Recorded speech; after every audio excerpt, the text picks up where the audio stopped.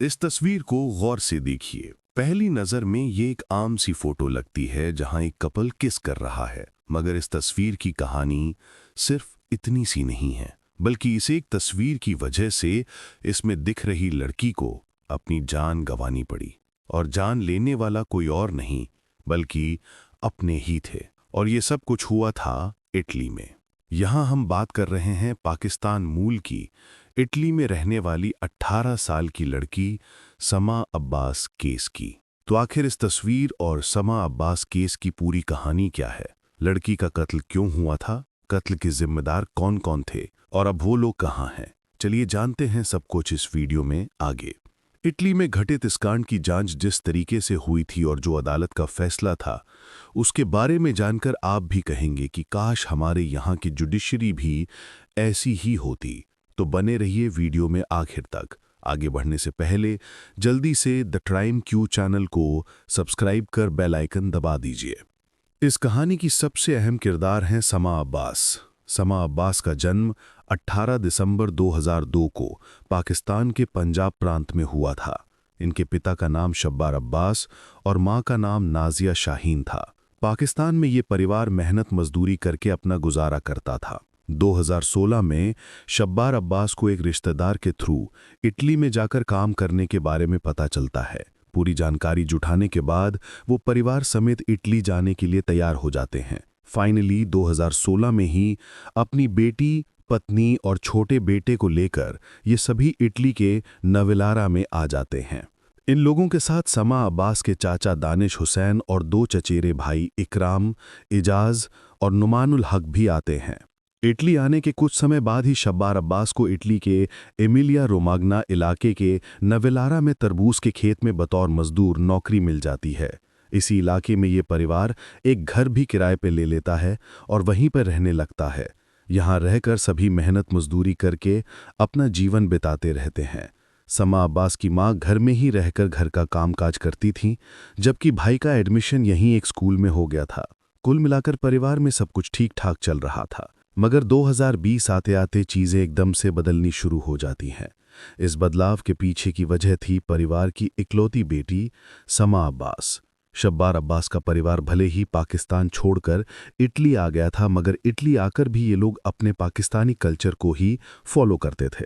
लेकिन परिवार के बाकी सदस्यों से उलट समा को पाकिस्तान कल्चर से ज़्यादा इटली का मॉडर्न कल्चर पसंद आने लगता है। पहले तो समा हिजाब पहनना बंद कर देती है और धीरे धीरे उसका झुकाव वेस्टर्न कल्चर की तरफ कुछ ज़्यादा ही होने लगता है। इतना ही नहीं, यहाँ वो एक बॉयफ्रेंड भी बना लेती है। बॉयफ्रेंड का नाम था फहद। फहद भी एक पाकिस्तानी मूल का ही लड़का था, मगर ये भी पिछले काफ़ी समय से इटली के ही बोलोगना इलाके में रहता था। समा अब्बास को अच्छे से मालूम था कि अगर उसके इस रिश्ते के बारे में परिवार वालों को पता चलेगा तो परिवार वाले उसका जीना दूभर कर देंगे। इसलिए वो परिवार वालों की नज़रों से बच बचाकर अपने रिश्ते को आगे बढ़ाती रहती है। मगर ऐसा लंबे समय तक नहीं चल पाता।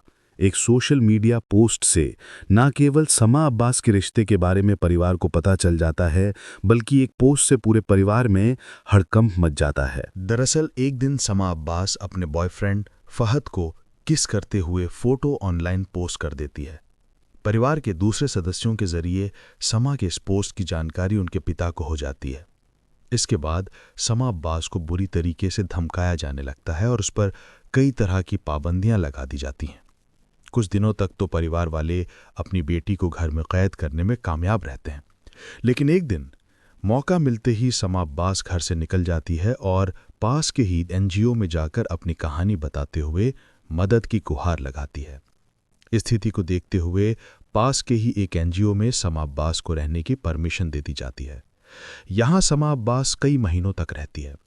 इस दौरान शुरुआत के दिनों में तो परिवार के किसी सदस्य से उसकी कोई बातचीत नहीं होती है, मगर किसी तरह परिवार वाले समा अब्बास से कांटेक्ट करने में कामयाब हो जाते हैं। फिर उसे भरोसा दिलाने लगते हैं कि तुम घर वापस आ जाओ, हम सभी पुरानी बातों को भूल जाएंगे और तुम्हें तुम्हारी मर्जी के हिसाब से जीने की पूरी आज़ादी देंगे। समा अब्बास के पिता ये भी भरोसा दिलाते हैं कि उसकी शादी उसके बॉयफ्रेंड से ही करवाई जाएगी। परिवार वालों के समझाने के बावजूद समा अब्बास उनकी बातों पर यकीन नहीं करती है। इस बारे में वो अपने बॉयफ्रेंड से भी बात करती है और उससे कहती है कि अगर वो घर गई तो शायद उसके घर वाले उसकी जान ले लेंगे। जिस कारण अगले कई महीनों तक वो उसी एनजीओ में रहती है। बेटी का इनकार करने के बावजूद परिवार वाले लगातार उससे कन्विंस करने में लगे रहते हैं। परिवार वालों के लगातार कहने पर समा अब्बास एक शर्त रखती है कि वो इसी शर्त पर घर वापस आएगी कि वो अपने सभी डॉक्यूमेंट्स लेकर घर से चली जाएगी और फहद से शादी कर लेगी। बेटी की इस डिमांड को परिवार वाले मान लेते हैं और उसे भरोसा भी दिलाते हैं कि तुम घर वापस आओगी तो तुम्हें कोई नुकसान नहीं पहुंचाया जाएगा। फाइनली 2021 के अप्रैल महीने में समा अब्बास घर वालों की बातों में आ जाती है और 22 अप्रैल 2021 को सभी फॉर्मेलिटी पूरी करने के बाद अपने माता पिता के घर वापस आ जाती है। घर वापसी के बाद परिवार वालों का रवैया कुल मिलाकर ठीक ठाक रहता है। समा अब्बास अपने बॉयफ्रेंड फहद से परिवार वालों की किसी तरीके की शिकायत भी नहीं करती है। वो इतना ज़रूर बताती है कि परिवार वालों ने उससे कहा है कि कुछ दिन हम लोगों के साथ ठहर जाओ, फिर तुम सभी डॉक्यूमेंट्स लेकर चली जाना और फहद से शादी कर लेना। जब 10 दिन से ज़्यादा बीत जाते हैं तो फहद समा अब्बास से मिलने के लिए आने को कहता है। जवाब में समा अब्बास कहती है कि वो बस कुछ ही दिनों में उससे मिलने आएगी, लेकिन 30 अप्रैल 2021 के बाद फहद समा अब्बास से कांटेक्ट करने की कोशिश करता है, मगर वो नाकाम रहता है। अगले 1-2 दिनों तक वो फ़ोन के ज़रिए ही समा अब्बास से कांटेक्ट करने की नाकाम कोशिश करता रहता है। फिर वो उसके परिवार वालों से कांटेक्ट करता है। परिवार वाले बताते हैं कि समा अचानक किसी को बिना बताए घर से चली गई है। जब करीबी रिश्तेदार बेटी के अचानक घर से गायब होने के बारे में पूछते हैं तो उन्हें बताया जाता है कि वो कुछ ज़रूरी काम से बेल्जियम गई है। फहद को परिवार वालों की बातों पर यकीन नहीं होता है। वो अपने लेवल से समा अब्बास को तलाशने की कोशिश करता है। नाकाम रहने पर 5 मई 2021 को पुलिस के पास जाकर समा अब्बास की मिसिंग रिपोर्ट दर्ज करवाता है। पुलिस इन्वेस्टिगेशन की शुरुआत फहद के बयानों से ही करती है। पुलिस को दिए गए शुरुआती बयान में फहद समा अब्बास के गायब होने के पीछे उसके माता पिता का हाथ होने का शक जताता है।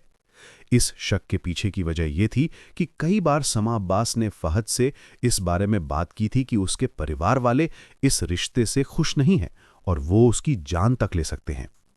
पुलिस वाले अपनी इन्वेस्टिगेशन को आगे बढ़ाते हुए समा अब्बास के पिता शब्बार अब्बास से कांटेक्ट करने की कोशिश करते हैं, मगर वो कांटेक्ट नहीं कर पाते। घर पर जाने पर पता चलता है कि घर पर ताला लगा हुआ है। आगे की इन्वेस्टिगेशन से ये सामने आता है कि समा अब्बास के माता पिता 9 मई 2021 को ही मिलान एयरपोर्ट से पाकिस्तान भाग चुके हैं। समा अब्बास के चचा दानिश हुसैन और उसके 2 चचेरे भाई भी यहीं आसपास रहते थे, लेकिन उनके बारे में जानकारी निकालने पर पता चलता है कि चचा दानिश हुसैन और भाई इकराम एजाज समा अब्बास के गायब होने के कुछ दिनों बाद ही फ्रांस चले गए हैं, जबकि उसका एक और भाई नुमान उल हक यूरोप चला गया है। शुरुआत में तो इन लोगों ने यह बयान दिया था कि समा अब्बास अपनी मर्जी से बेल्जियम गई है, लेकिन अगर वो सच में अपनी मर्जी से बेल्जियम गई थी तो फिर अचानक से ये सभी लोग इटली छोड़कर पाकिस्तान, फ्रांस और यूरोप क्यों भाग गए? इस बात का जवाब खोजने के लिए पुलिस वाले अपनी इन्वेस्टिगेशन आगे बढ़ाते हुए आसपास के इलाकों में लगे सीसीटीवी फुटेज खंगालना शुरू करते हैं। इस जांच के दौरान पुलिस को एक बड़ा ब्रेक थ्रू मिलता है। जब पुलिस वाले 29 अप्रैल 2021 की रात की सीसीटीवी फुटेज देखते हैं तो पता चलता है कि लगभग आधी रात को समा अब्बास के चचा दानिश और दोनों चचेरे भाई उसके घर से एक खेत की तरफ जा रहे हैं। उनके हाथ में फावड़ा और रस्सी है। अगली रात घर के अंदर से सबसे पहले समा अब्बास एक वाइट बैग पैक के साथ घर से बाहर निकलती है। उसके पीछे पीछे उसके पिता और मां हैं। ये आखिरी बार था जब समा अब्बास को किसी सीसीटीवी फुटेज में जीवित देखा गया था। तीनों उसी खेत की ओर जाते हुए दिखाई देते हैं जहां पिछली रात चचा और दोनों चचेरे भाई गए थे। थोड़ी देर बाद सीसीटीवी में यह दिखता है कि समा अब्बास के माता पिता खेत से वापस घर की ओर लौट रहे हैं, मगर इस बार उनके साथ समा अब्बास नहीं होती। अब पुलिस को यह समझ आने लगता है कि समा अब्बास के गायब होने के पीछे कहीं ना कहीं उसके माता पिता, चचा और दोनों चचेरे भाइयों का हाथ है। इसलिए पुलिस अब इन लोगों को ट्रेस करने में लग जाती है। इसी दौरान पुलिस के सामने समा अब्बास का छोटा नाबालिग भाई आता है। पुलिस जब समा अब्बास के छोटे भाई से पूछताछ करती है तो वो कहता है कि पक्के तौर पर तो उसे नहीं पता कि समा अब्बास के साथ क्या हुआ है, मगर उसके माता पिता समा अब्बास के लाइफस्टाइल से खुश नहीं थे। वो समा अब्बास की अपनी पसंद की शादी के भी खिलाफ थे। समा अब्बास के गायब होने के बाद वे अचानक पाकिस्तान चले गए थे। समा अब्बास का भाई पुलिस वालों को बताता है कि माता पिता ने उसे भी साथ चलने के लिए कहा था, मगर वो नहीं गया। समा अब्बास के गायब होने के पीछे की पूरी कहानी को समझने के लिए अब जरूरी था कि उसके माता पिता, चाचा और चचेरे भाइयों को कटघरे में खड़ा किया जाए। मगर सबसे बड़ी समस्या ये थी कि सभी इटली छोड़कर भाग चुके थे।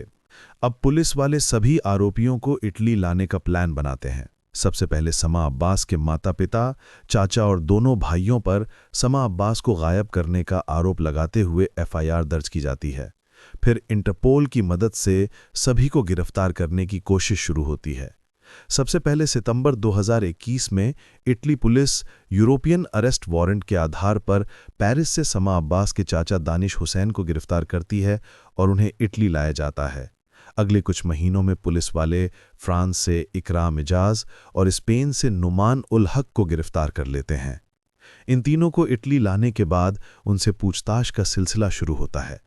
पहले तो ये सभी समा अब्बास के गायब होने के पीछे अपना हाथ होने से इनकार करते हैं, मगर पुलिस की सख्ती के आगे चाचा दानिश हुसैन टूट जाते हैं और सच्चाई उगलना शुरू कर देते हैं।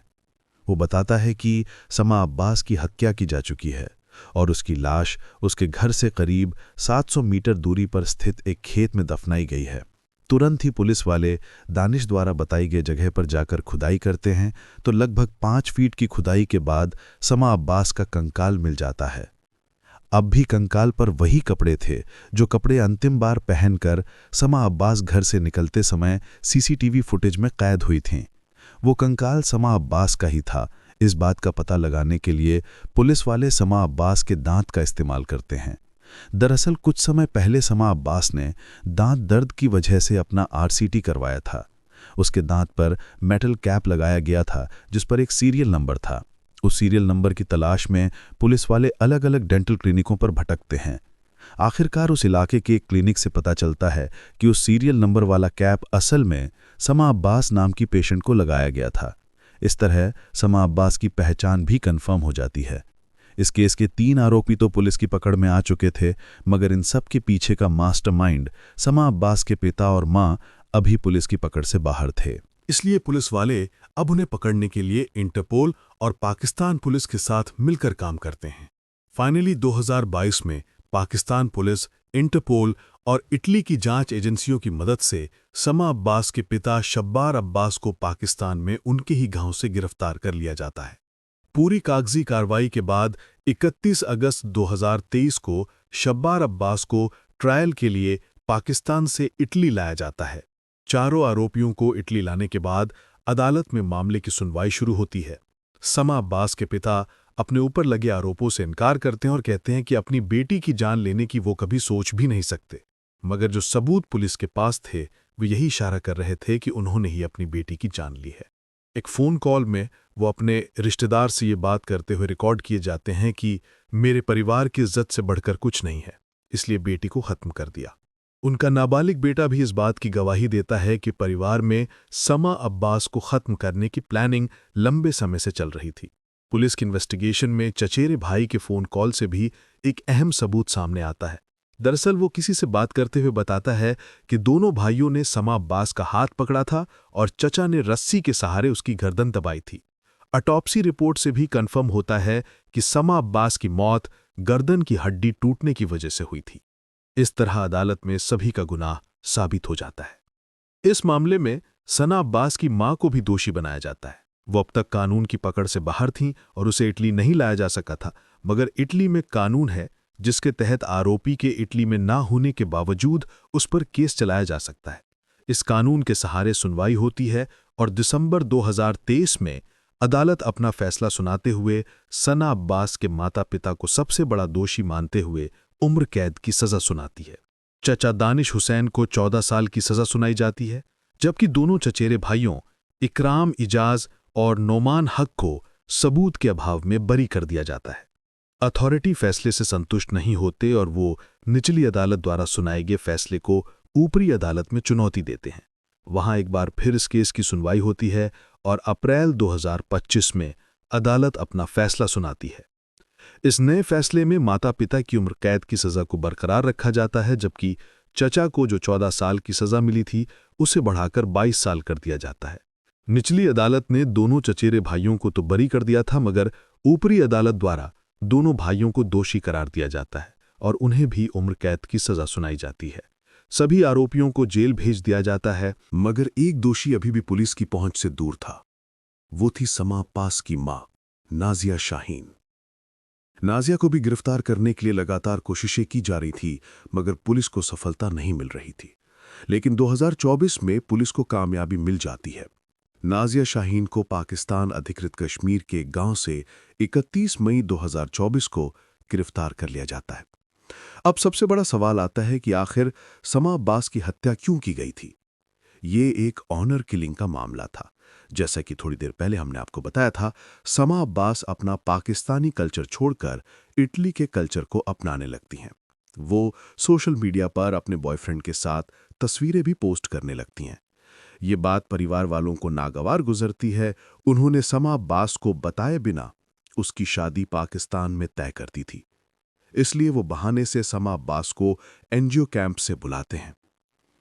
घर वापस आने के बाद उस पर पाकिस्तान जाने और परिवार वालों की पसंद के लड़के से शादी का दबाव बनाया जाने लगता है। समा अब्बास पाकिस्तान जाने के लिए रेडी नहीं होती और फहद से ही शादी करने की जिद करने लगती हैं। इस कारण पिता, चाचा और चचेरे भाई मिलकर समा अब्बास को खत्म करने का प्लान बनाते हैं। प्लान के अनुसार 29 अप्रैल को पहले चाचा और दोनों चचेरे भाई बगल के खेत में जाकर गड्ढा खोदते हैं। फिर 30 अप्रैल और 1 मई की दरमियानी रात समा अब्बास को उसके माता पिता किसी बहाने से घर से निकालते हैं और थोड़ी दूर पर ही उसे चाचा और चचेरे भाई के हवाले कर देते हैं। तीनों मिलकर समा अब्बास की हत्या करते हैं और उसके शव को पहले से खोदे हुए गड्ढे में दफना देते हैं।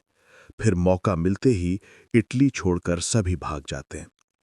मगर इटली पुलिस की ईमानदार मेहनत और लगातार कोशिशों के कारण सभी आरोपी पकड़े जाते हैं और आज सलाखों के पीछे हैं। दोस्तों, पूरी कहानी जानने के बाद इटली पुलिस के बारे में आप क्या कहेंगे? कमेंट बॉक्स में ज़रूर बताएं। अगर आपको हमारी मेहनत पसंद आई हो तो इस वीडियो को लाइक करते हुए शेयर भी करें। अगर आपने अब तक द क्राइम क्यू चैनल को सब्सक्राइब नहीं किया है तो जल्दी से चैनल सब्सक्राइब कर लें। लेटेस्ट वीडियो की जानकारी के लिए बेल आइकन दबाना बिल्कुल न भूलें। क्राइम की दुनिया से जुड़ी ऐसी ही कहानियों के लिए हमारे साथ लगातार जुड़े रहिए। धन्यवाद।